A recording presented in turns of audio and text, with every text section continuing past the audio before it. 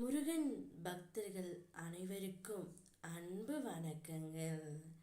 யாமிருக்க பயமேன், என் அன்பு குழந்தையே. நீயும் உன் துணையும் சற்று மனக்கசப்போடு பிரிந்து உள்ளீர்கள். இப்பொழுது உனது அன்பானவர், நீ விரும்பியவர், நீ நேசித்தவர் உன்னோடு பேச வேண்டும் என்று முடிவு எடுத்து விட்டார்.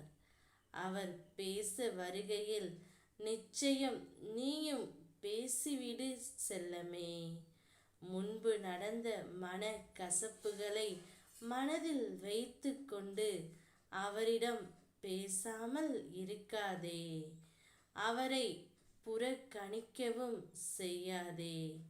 அவர் உன்னிடம் தானாகவே வந்து பேசுவார். அப்பா, நான் அதை முடிவு எடுத்து விட்டேன்.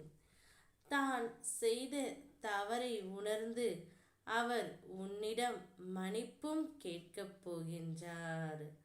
அப்பொழுது அந்த மன்னிப்பை நீ ஏற்றுக்கொள்ளத்தான் வேண்டும்.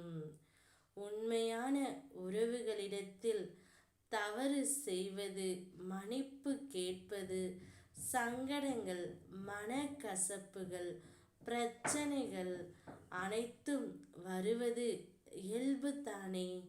அவற்றையெல்லாம் நீ புரிந்து கொண்டு உன்னுடைய வாழ்க்கையை கடக்க வேண்டும் செல்லமே.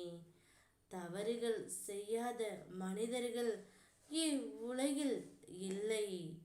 தவறுகள் செய்வது இயல்பு தான். அதை புரிந்து கொண்டு உணர்ந்து கொண்டு மன்னிப்பு என்ற வார்த்தையை மனதார கேட்டால் அவற்றை நாம் ஏற்றுக்கொள்ளத்தான் வேண்டும். கடந்த காலத்தை நினைக்காதே, கண்ணீர் தான் வரும்.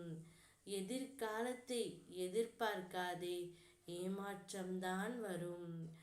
இந்த நிமிடம், இந்த நொடிதான் உண்மை. அதை அனுபவித்து சந்தோஷமாக வாழ கற்றுக்கொள் தங்கமே. ஒருவனுக்கு நல்ல வாழ்க்கை துணை அமைந்தால் போதும், அவன் இவ்வுலக வாழ்க்கையில் ஜெயித்து விடுவான். அப்படிப்பட்ட ஒரு துணை இப்பொழுது உன்னிடம் பேச முடிவெடுத்து விட்டார். ஒரு முறை முயற்சி செய்ய எல்லோராலும் முடியும். ஆனால் ஒவ்வொரு முறையும் முயற்சி செய்ய ஒரு சிலரால் மட்டுமே முடியும். அந்த ஒரு சிலரில் நீயும் ஒருவனாய் இரு தங்கமே. உன் துணை இன்றே உனக்காக தேடி வருவார். ஓம் முருகா.